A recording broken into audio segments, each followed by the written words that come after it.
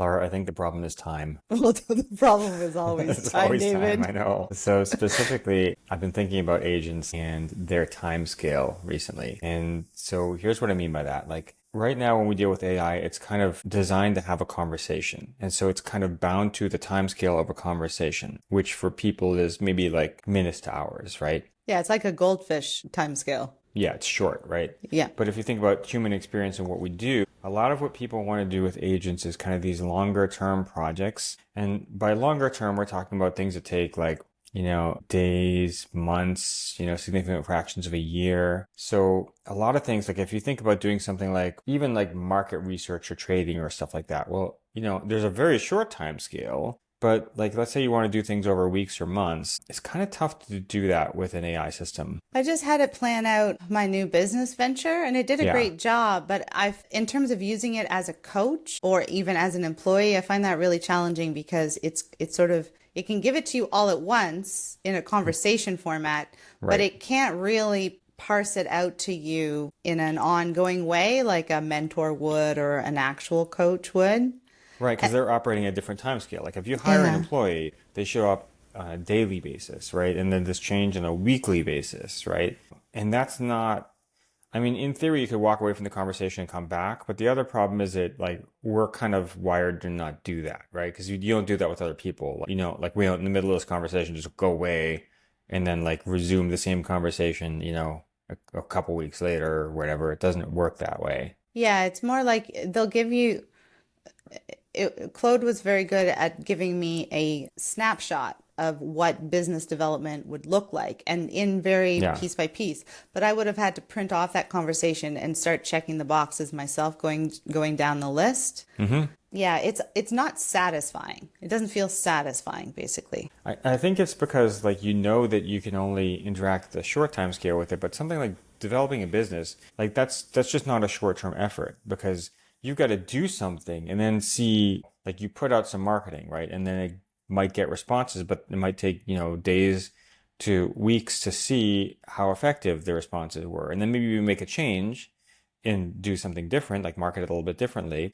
And then that's going to take days to weeks to see what your response looks like. And then over time, you can kind of find out what patterns work, but there's a longer time scale. And so to do like more meaningful, when we talk about agentic in the sense of like, here, go take this thing and run with it. We need AIs that can handle work on a longer time scale, I think. I agree with you because those long-term projects, like you said, there's a course correction that happens. So when I say snapshot, it's like here's a static business development out of time. But like I'm very excited at having a business mentor that's starting next week because I'll be able to have this on. He'll have a memory of my business. Yeah. Claude doesn't have a memory of my business. I can't go back and say, I tried this thing and this worked and have that same ongoing relationship. It'd be very interesting to have LLMs be able to do that. Yeah, I mean, I guess you could kind of simulate it sort of by starting a conversation and then like, reaching a pause point and then walking away from it and then like checking in weekly or something.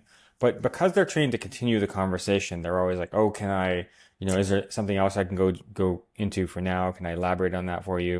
Yeah, and when you do continue the conversation, I know that time has passed, but they respond as if I asked the last question 2 seconds ago. So there still is this disconnect feeling. Right, because LLMs are like ghosts, right? They have no sense of time. So that's an issue too. So I've been thinking about how Yeah, do growth actually, systems. Claude yesterday said something like, well, because it's 20, like that doesn't work in 2024. I'm like, oh, wait.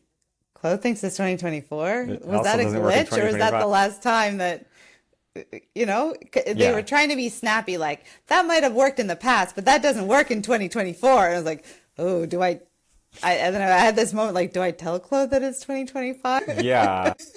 So actually, I think that's important for an agentic system is like you need to tell it like a long running system. It needs to get the sense that today is a different day, right? Okay, I woke up and now it's a different day. Oh, I woke up again and now it's a different day. And so I was thinking how you do that, which is, basically just to have some triggers like on a daily basis or something that wake up and start your agent to think about stuff for a little while and then have it decide, do I have anything to do? So here's my canonical example, right? I've actually I got my coding assistant to plan this out and I've treated it like a grad student now. So I have a little side conversation. I've started treating AI like a professor treats grad students, where you're like, go do this thing, right? And then I'll help you along if you get stuck. And in the process of doing that, where it doesn't work that well, you find that, okay, here's the agentic gaps. But that's what I want to do. I want to be like, go take the thing, come back when you have questions, but I want you to work autonomously for a while. And so I had it design a system to grow a plant, right? And the reason Cool. for a plant is that plants take a while to grow, right? You can't force the time scale. Like there's no, you know, you can run your tokens as fast as you want, but the plant is not going to grow any faster. And so you got to deal with plant scale, right? Cool. So What a good way to like bring it into temporal reality. that's my thought. Yeah. Yeah, like anchor it in the like in the earth, like the Plant biology. time. Yeah. Yeah, cool. So here's my idea for how it's going to work. It will have access to a database where it can write notes to itself, and it can send messages to a gardener, right? So it can send and receive messages from the gardener, A but it's gardener not agent, a gardener agent. no like a real human gardener. Okay, okay. Yeah, because this is the other thing. It's a long running interaction with a human AI loop, right? But it's not a synchronous interaction, because right now what happens is when you're in chat, it's synchronous. Like, you send it talks to you, you talk to it. It talks to you, you talk to it, back and forth. But what I needed to do is do stuff without the expectation that there's going to be a conversational turn. We're stuck in that conversational turn cycle. I'm trying to figure out how to get out of that. Like you don't want the back and forth necessarily? No, because like if you were let's say you're working on business development and your advisor is not available, right? You just do as many things as you can until it's time to meet with the advisor, and then you Oh bring up the yeah, things that's that you were blocked true. on. That's a good point. Like I can't just go, okay, Claude, I'm starting a business. Like run with that. Let me know when you've like done some stuff because there's nothing stopping them from coming up with a business plan and then doing market research and that like I could be the gardener in that case. Yeah, what stops it right now is that it's the synchronous conversational turn loop. It'll come back and be like, okay, here's a business plan, right? But then you have to be like, okay, now go and do this next thing. Okay, let's put that out in the world. So actually, there's a series of things that stop it. Number one is access to tools. Like, so it can't just go buy websites and things on its own. And so as we give it more tools and we get more agentic behavior out of our models, they can do more of that. But another one is the reliance on the human in the loop, partly because of the chat format where like it's conversational turn taking. Like work is not like conversational turn taking. It's like, okay, do we understand the task? Okay, now then we're going to go off and be an autonomous agent and do stuff for a while. And then if I have questions, I'm going to send them. So like in my plant example, the messages the gardener and back from the gardener are asynchronous, right? So it might wake up and be like, oh, do I have pictures of the plant? I'm sorry, there's one more thing is it's got a camera watching the plant, right? So wakes up several times a day. It might have pictures and it might have messages from the gardener. And then it has to think about what should I do, right? And the only thing it can really do is send messages to the gardener, be like, hey, I need you to water a little plant, or like, oh, it looks like maybe it's got a bug infestation. Can you put some alcohol on the leaves, or, whatever it might want to do, right? And Yeah. if there's nothing to do, then it has to stop and be like, oh, there's nothing to do for now. Yeah, I mean, I just planted my first garden, and that's exactly like what Oh, it's like. cool. I wake up and I go outside and I take stock, and I do that every day. So I literally wake myself up, and the first thing I do is go to the garden. Okay, this is And super important because it's exactly what I need to do. So tell me more. okay, so I've never had a garden, and they are quite difficult in Nova Scotia. So I wake myself up and I go to the garden. I make coffee, then I go to the garden and I look at what the garden needs and I see what's grown. So I visually assess. And so the last couple of weeks, we had something was eating all the leaves. So then I went and I did some research and I realized it's slugs. So that's why I started waking up really early. So I would go and I would hunt slugs. So I hunted like 50 slugs and then 30 slugs and then 20 slugs. And this morning I woke up and I couldn't find any slugs. So I have hunted and killed well, I didn't kill them. I put them out the back, but Yeah. I have collected all the slugs. You've removed And all of your slugs. Yeah. yeah, and so like these problems arise and then I need to address them, but I have no information. So I need to go and get that information because it's a new experience for me. So the woman that I'm sharing the plot with, she had left a bunch of cardboard and she was the one that brought all the slugs because she left cardboard in the garden. So she removed the cardboard, and then we killed the slugs. And then we got like these little flea bug things, and they started eating everything. So then I needed to respond to those with a completely different solution of like salt and Dawn dish soap and stuff. So then I get out in the morning and I go spray the plant. So it's a course correction each time, but there's always something to do. And I have to go out and check the garden every day because otherwise I don't know what's happening. I don't know that there's slugs. I don't know that there's these bug things. Yeah, so what I want to do is I want to switch roles with the AI so that like it's doing the I'm going to check every day and I'm going to devise a course of action. And then the gardener is just kind of arms and legs, right? Like, where it's like, go put soap on the plants or something. Well, I'm more the LLM in that case because Yeah. I don't have any information. I'm just assessing and then I'm going to other people. They're the gardeners. So I asked. You're doing research, Exactly. I'm doing research with other people who have a lot of experience having gardeners and I'm asking them and then I'm doing what they say. So it is exactly the same. So that's my idea for a longer running system because Like real it. things have real problems. It has emergent properties. Like you don't know what's going to happen. Like random bugs show up and start eating things. Like plants get random diseases. And so that'll give it something to do. But there's also a limit to how much you can do. You can't just spin, like you cannot get the plant to grow any faster, right? You can It's send the anchoring gardener it. notes. Yeah, you're anchoring it in a certain in human time. That's really smart, David. So that's my plan. And there's a lot of things that factors in for like research, things like that. People think you can just turn your AI agent loose and do all this research. And you kind of can because there's a large body of knowledge. But as soon as you get to the edge of it, you have to wait for people to publish new papers. You have to run real experiments, right? You have to if you like say you're doing some kind of materials research, well, you can be like, order the material fabricated in this way, and then we'll try the stress tests on it.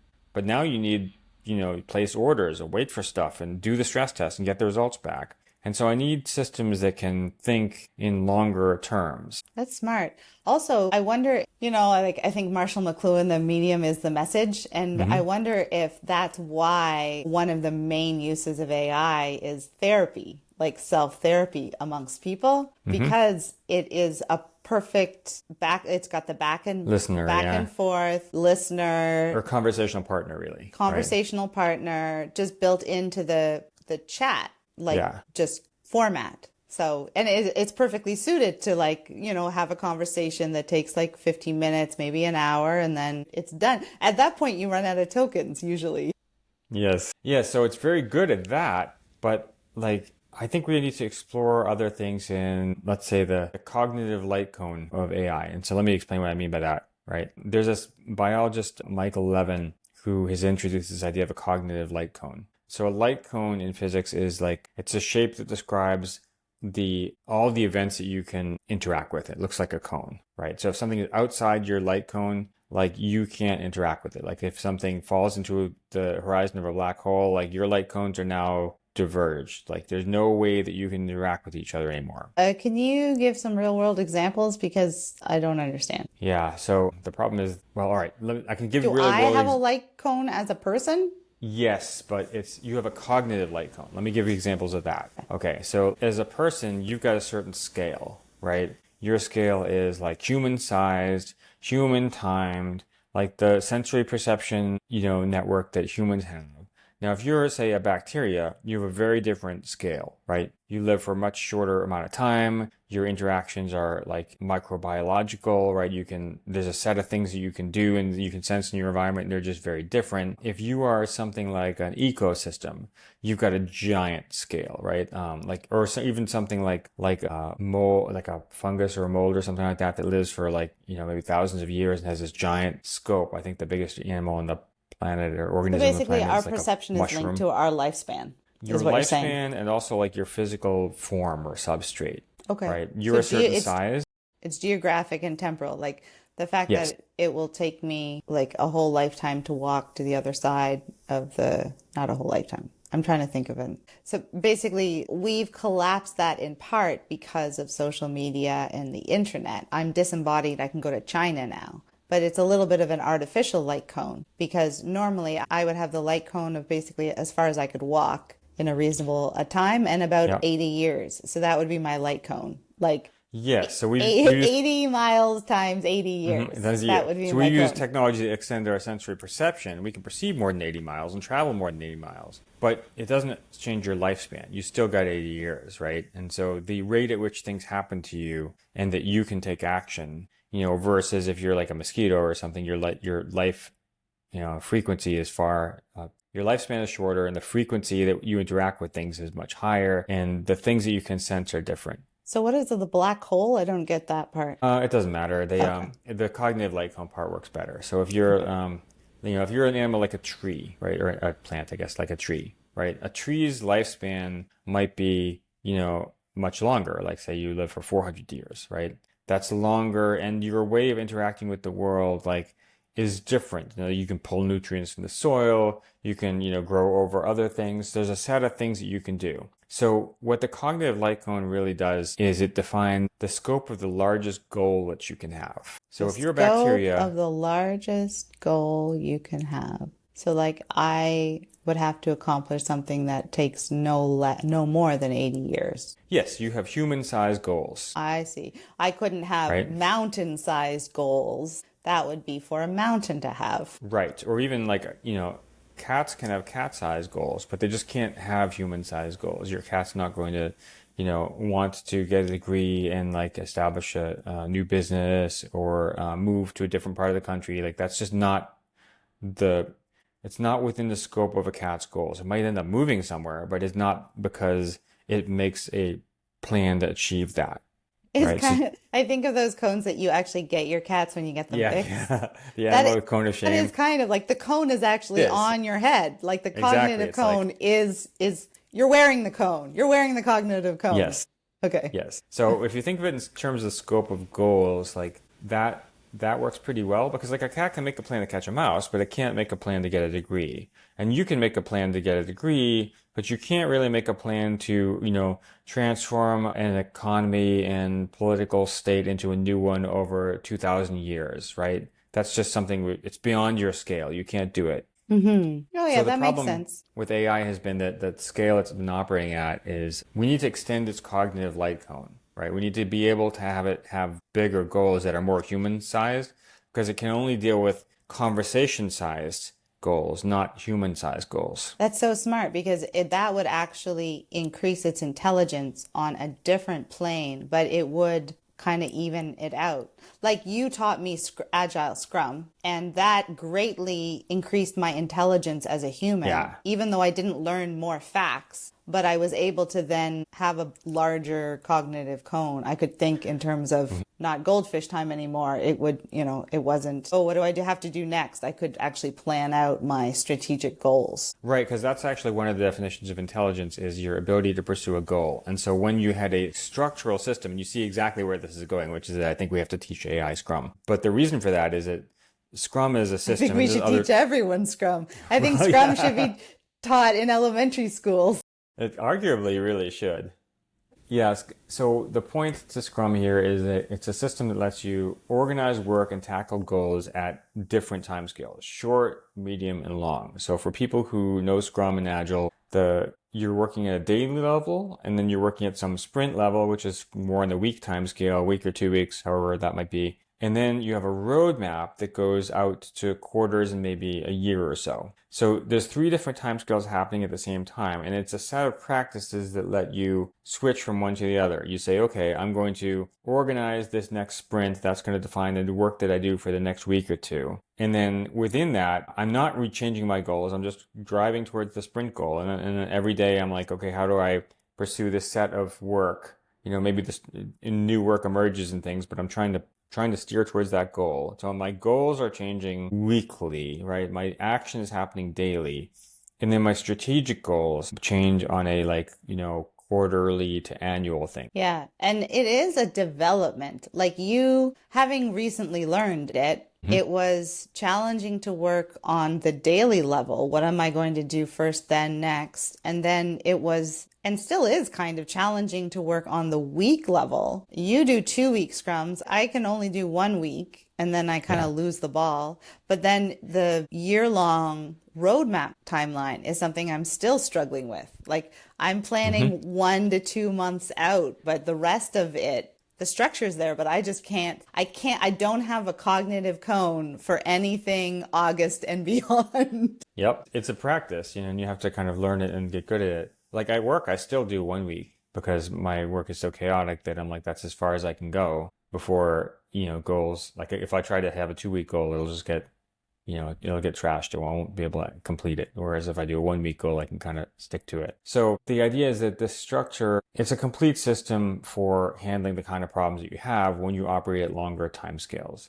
And so I think what we're going to end up having to do, and this problem shows up, especially in multi-agent systems, right? Because as soon as you get multiple agents, like right now, they just have a big conversation. That's not moving the ball down the road. That's like everybody getting together and talking about stuff. But you're like, no, you need to go off and do this, and you need to go off and do this, and we need to come back when we need to talk to each other. That's the, what was the term that you taught me today of like something mesa, like sitting around a table with your friends? Oh, sobremesa. Yeah. That's it. They're just creating sobremesa. Yeah. Well, sobremesa is supposed to be like non-work related usually. That's kind of like just chilling with your friends, basically. It's a great word in Spanish. They're not like, there's chickens that live in the property that I'm living in right now. There's like 14 of them. And it's so interesting because chickens are like agent swarm because they're not individual thinkers. It's group think. They collectively think. Okay. They collectively think. They don't think very much, and they only think in terms of the goals assigned. But they are excellent at executing those goals every day.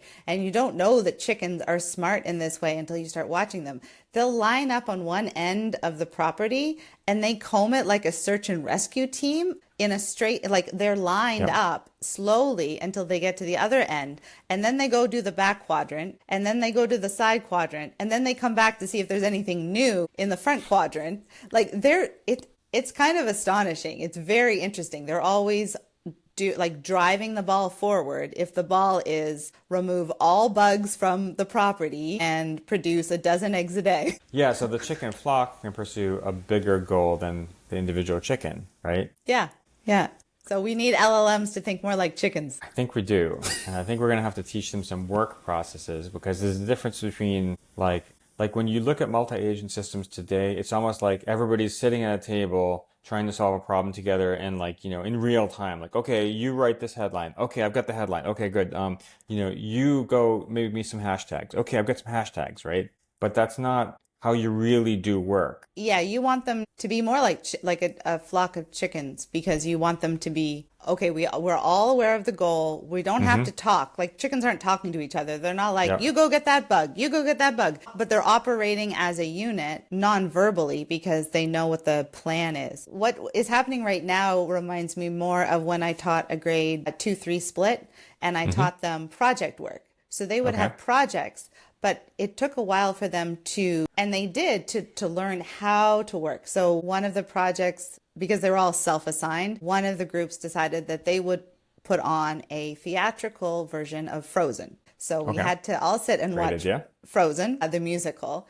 But every 15 minutes they would stop and have a fight about how they would do it. How they would do it, like what the next plan was, what the next scene was, if they were going to do a song. And so, I'm very much a let things develop kind of a teacher. So we watched it. And then the next week they were like, well, we want to do Frozen again. So we sat and we watched a second performance, but that time they were much better. It was actually quite smooth and they had just worked out the bugs. So LLMs will be able to do this, but it is a practice. It is a learning process, which just reinforces the fact that I'm right in thinking they're about a grade 3 right now.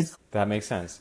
But yeah, I think that's absolutely right because they needed to develop a work process. And so then they worked it out among the team and so, okay, like we're at now we have to have a structure and this is how we're going to, here's our decisions. The first time through, they do a rough version of it. It's not very good. But then they've learned from that and they bring that knowledge into the next time they do it. So I think we are now at the point of trying to teach LLMs to team. I don't think they really know how to do it yet. And it's not just knowledge. It's also like the fact that structurally we need a couple of things different. We need them to be operating at a longer time scale and in an asynchronous way, right? They have to not depend on when the chickens are combing the yard, they all have autonomy. It looks like they're all moving across the line at the same time, and they are, but they all have their own little zone. Like that's your zone. So they don't have to worry about any other chicken. This is my zone, right? Everything in here, I'm going to eat it. Yeah. You know, Yeah. and then They're working very autonomously, independently. yeah, because they have a domain of autonomy, right? So to be autonomous, you have to have a domain of autonomy, and then you need some way of coordinating. Like at some point, the entire flock moves over somewhere else, right? So that's all the stuff that we're going to need to figure out in terms of making agents work effectively in longer term. But if we crack that, you could give them really sophisticated problems like, Yeah. help me develop this business. And I think honestly, I know I'm making kind of a light of it, but I do think chickens is an excellent model to follow because the way that we're developing LLMs right now, like chickens, they can't think. They can't think, but they can work at what they've been assigned to do. And it's kind of what we want with LLMs. We don't want them to come back and say, okay, David, we know that you wanted like a t-shirt business, but just like, hear me out. How about we went this totally other direction? You don't want that. You want LLMs that operate like chickens. You want them to come Within back the and say, parameters of their task, we did the right? thing. Yeah, exactly. So it is definitely, that's challenging. Think, but not too much. Have autonomy, but not too much. You have autonomy within the domains of lay eggs and get all the ticks off the property. That's your zone. You can't come back and be like, I have a desire to follow my country music career. Chickens are not allowed to do that. They have their thing. So we really actually do want to follow that more of a model. I think you're going to get that out of the higher scope, higher domain parts of Scrum. So like you can change the goal at say a roadmap level, right? Or, you can decide, like, let's say you're trying to do scientific research, right? This is a really interesting one. There's a lot of people trying to like make LLMs that can do research. Well, you're proposing experiments and stuff like that. Well, you're learning new information. And after a while, you're going to get new information and you might come back and say, you know what? I don't think this research thread is productive. I think we should switch back to the other one that we abandoned earlier, right? Or that one that the grad student proposed that everyone was like, I'm not so sure about that, but maybe in retrospect, that's maybe looking like Tony the was better. right. Maybe Tony's right? So I think we're going to get that out of Scrum because that's the right place to put it. You don't want people to change their goals at the short level because you're just supposed to do your task, right? Don't change goals in the middle of your task. But at the long term, you do want to be able to change them to adapt to the changing conditions. So I think the problem is time, and I think we need to kind of engage with projecting the cognitive light cone of AI out into human time. And I think Scrum is an excellent way to do that because it's a very explicit autonomous domain. Humans could say, okay, you have permission up to the roadmap level, but you don't have permission at the roadmap level. You have permissions, autonomy at the sprint level or at the, those three levels. I think it's a great idea. I'm excited. I'm going to try it and see what happens. Good luck.